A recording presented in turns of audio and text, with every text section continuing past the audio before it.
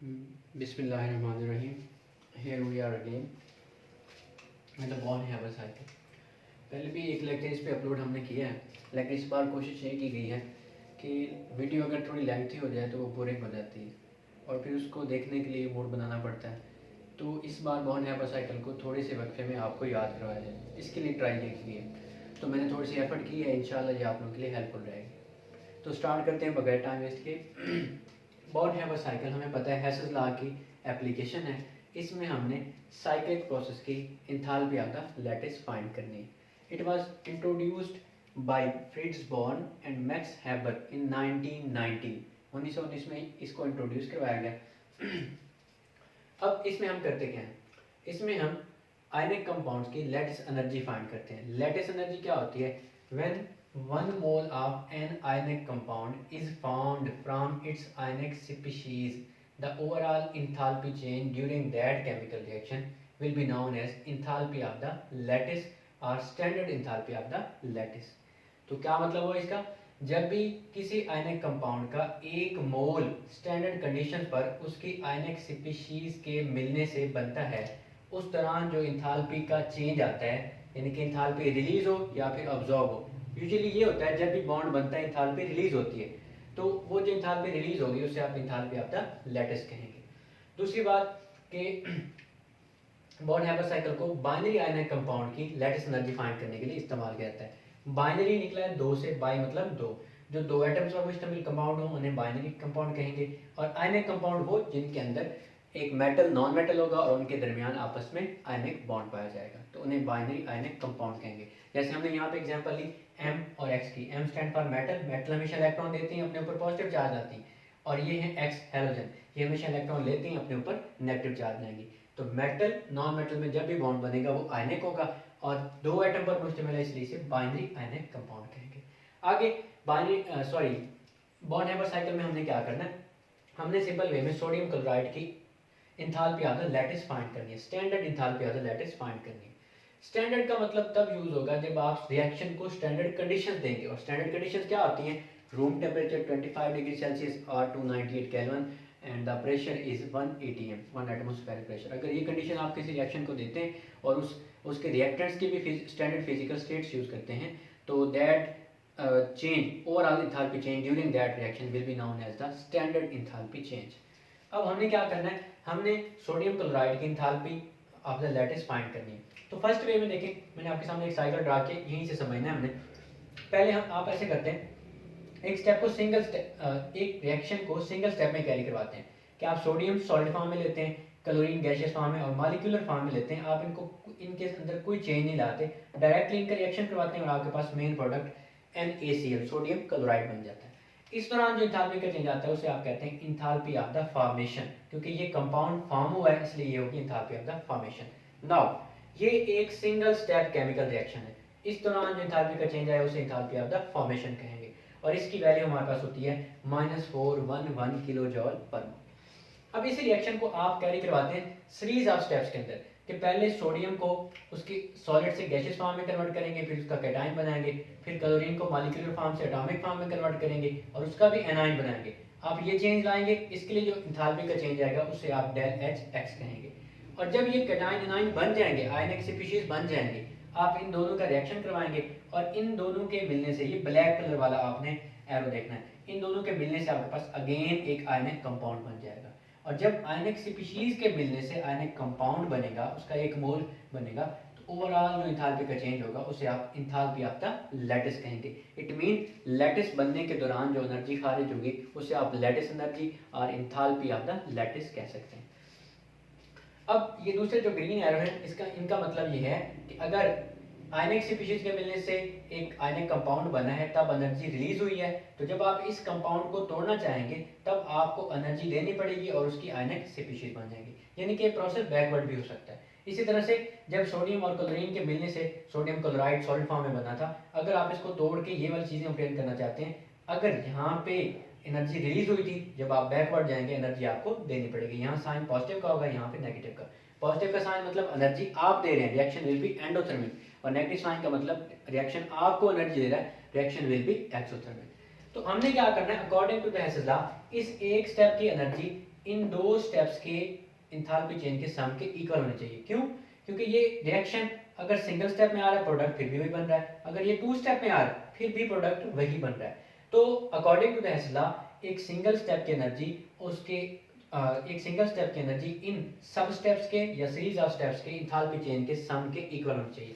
यानी कि single step के enthalpy change del H F है, डेल एच एफ को इन दो के सम के इक्वल होना चाहिए। एक यहाँ पे डेल एच एक्स है और दूसरा आपके पास इंथाल्पी ऑफ द लैटिस है। तो ये according to the Hess law हमारे पास इंफॉर्मेशन आएगी। अब हमने क्या करना है, हमने enthalpy of the lattice find करनी है। इस फार्मूले के अंदर अगर हम enthalpy of the lattice find करना चाहते हैं तो हमें फार्मूले में तीन टोटल चीजें मौजूद हैं, हमें दो का पता होना चाहिए। इंथाल्पी ऑफ फॉर्मेशन का तो पता है लेकिन डेल एच एक्स का नहीं पता, तो इंथाल्पी ऑफ लैटिस निकालने के लिए पहले हम डेल एच एक्स फाइंड करेंगे। डेल एच एक्स क्या है? डेल एच एक्स मजीद 4 स्टेप्स पर मुश्तमिल है। आपने सिंपल याद रखना है, इसके अंदर आपने 4 स्टेप करने हैं और कुछ भी नहीं है। सबसे पहला स्टेप यहाँ से हमने स्टार्ट किया, कोई रॉकेट साइंस नहीं है, कुछ भी नहीं है, बहुत ईजी है अंडरस्टैंडिंग के लिए। आपने क्या किया, इन रिएक्टेंट्स को उठा के यहाँ पे लिख दिया। देखिए सोडियम सॉलिड फॉर्म में, क्लोरीन गैसियस फॉर्म में, हाफ मोल उसका एज इट इज आपने यहाँ से उठा के वहाँ पे लिख दिया। उसके बाद आपने क्या किया, एरो नीचे की जानिब लगाया और उससे मेन प्रोडक्ट NaCl बना दिया। ये एरो लगा हुआ था और ये मेन प्रोडक्ट NaCl बन गया। अब एलिमेंट से मिलकर कंपाउंड बना है तो फॉर्मेशन हुई है, तो इस दौरान जो इंथाल्पी का चेंज आएगा उसे इंथाल्पी ऑफ फॉर्मेशन कहेंगे। और जब एलिमेंट आपस में मिले हैं और एक कंपाउंड बना है, जब एलिमेंट मिले बॉन्ड बने तब एनर्जी रिलीज होती है, इसलिए यहाँ पे साइन कौन सा आएगा, नेगेटिव का आएगा और इसका अमाउंट होगा -411 किलो जॉल पर मोल। एरो नीचे की जाने इसलिए लगाया कि यहाँ से एनर्जी रिलीज हुई है। अब एक पॉसिबिलिटी, पहला स्टेप हमने लिख लिया। अब दूसरा स्टेप डेल एच एक्स की तरफ आते हैं, इसमें 4 स्टेप्स हैं। आप क्या करेंगे, सबसे पहले सोडियम सॉलिड फॉर्म में जो है उसको कन्वर्ट करेंगे गैसियस फॉर्म में। क्लोरीन को एज इट इज आपने 3 स्टेप में साथ लिख देना है और कुछ भी नहीं करना। सोडियम सॉलिड फॉर्म में था, उसको गैसियस फॉर्म में कन्वर्ट करेंगे। उसके लिए जो आपको एनर्जी रिक्वायर होगी, इंथाल्पी रिक्वायर होगी, that will be the enthalpy of the atomization of sodium. Sodium को एटॉमिक फॉर्म में कन्वर्ट करने के लिए जो आपके पास एनर्जी रिक्वायर होगी उसे इंथाल्पी ऑफ द एटमाइजेशन कहेंगे। उसका अमाउंट आपके पास 108 किलो जॉल पर मोल होगा।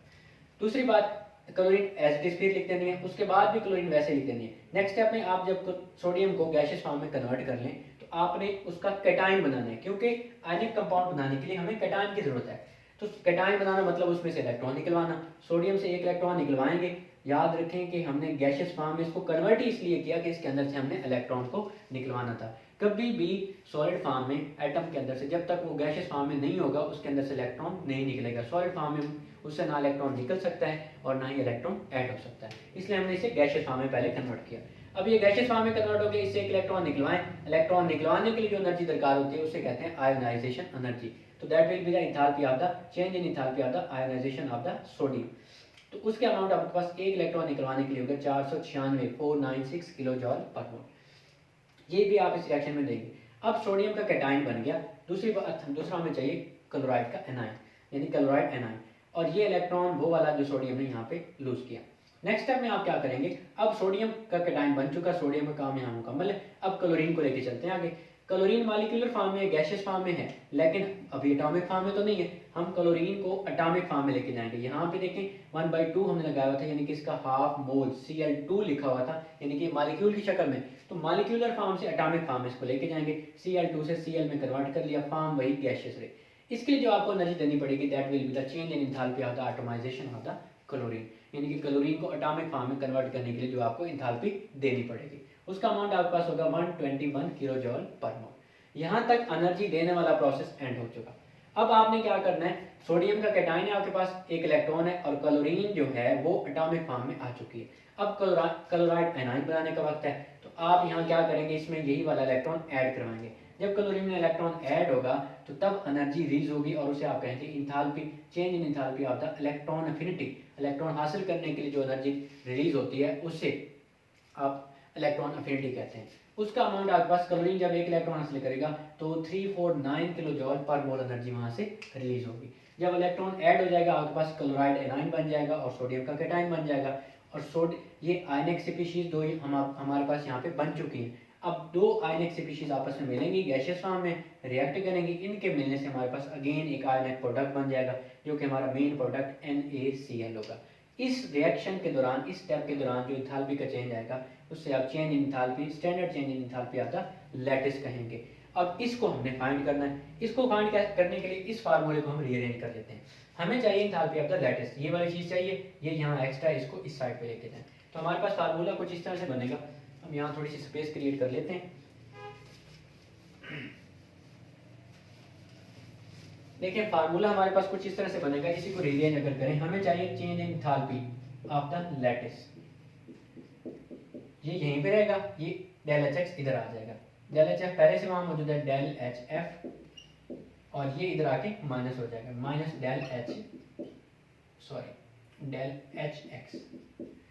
अब जिसकी वैल्यूज मालूम है आप वहां पर पुट कर दें, लेकिन उससे पहले हमें डेल एच एक्स की वैल्यू अभी तो नहीं मालूम। तो डेल एच एक्स क्या है दरअसल? डेल एच एक्स हमारे पास 4 स्टेप्स का मजमूआ है, सम है। और वो कौन से हैं? सबसे पहला del H A T of the sodium, दूसरा del H I ionization energy of the sodium, और तीसरा आपके पास, इसको राइट कर लें ताकि आप कंफ्यूज ना। आपके पास मजमूआ किसका है? सबसे पहला ये वाला स्टेप, दूसरा आपके पास ये वाला, तीसरा आपके पास ये वाला, और चौथा ये वाला। इन चारों का ये सम है। तो डेल एच, मैंने कोशिश तो की कि वीडियो लेंथी ना हो, लेकिन पता नहीं कैसे हो रही है। Del H atomization of sodium, दूसरा del H ionization of sodium, तीसरी आपके पास del H atomization of chlorine, और जो चौथी चीज है आपके पास वो है del H electron affinity of the chlorine. इन चार एनर्जीज का, एंथैल्पीज का मजमूआ आपके पास डेल एच एक्स कहलाएगा। आपने क्या करना है? आपने इनकी वैल्यूज पुट करनी है और आंसर निकाल लेना, सिंपल। देखें इसकी वैल्यू आपके पास पहले वाले की 108, दूसरी की आपके पास 496, तीसरी की आपके पास 121, और चौथी ये वाली जो वैल्यू है ये है माइनस में। आपने ऐड करना है तो इसको ब्रैकेट में लिख लें, 349 किलो जॉल। इन सब को आप ऐड करेंगे और उसमें से माइनस करेंगे तो आपके पास आंसर आएगा 376 किलो जॉल पर मोल। अब now this is the value of the del H X, यानी कि सोडियम जब वो अपनी सॉलिड फॉर्म में था उसको आपने कन्वर्ट करना है किसके अंदर? गैसियस फॉर्म में, और उसका कैटायन बनाना है, और क्लोरीन मॉलिक्यूलर फॉर्म से गैसियस फॉर्म में लेके आने उसका एनायन बनाना है। उसके लिए आपको इतनी एनर्जी 1 मोल के लिए देनी पड़ेगी। अब डेल एच एक्स की वैल्यू आ गई, वो पुट करें और अपना आंसर निकालें। डेल एच एफ की वैल्यू ये हमारे पास पहले से मौजूद है, ये है -411 किलो जॉल पर मोल। माइनस डेल एच एक्स की वैल्यू यहाँ पे कर दें, वो प्लस में है तो यहाँ ब्रैकेट लगा दें, प्लस 376 किलो जॉल पर मोल। ये प्लस माइनस माइनस हो जाएगा, आपके पास आंसर आएगा 787 किलो जॉल पर मोल। इसका मतलब ये है कि 1 मोल सोडियम क्लोराइड बनने के दौरान इतनी एनर्जी वहां से रिलीज होगी, और ये स्टैंडर्ड फॉर्म में होगी।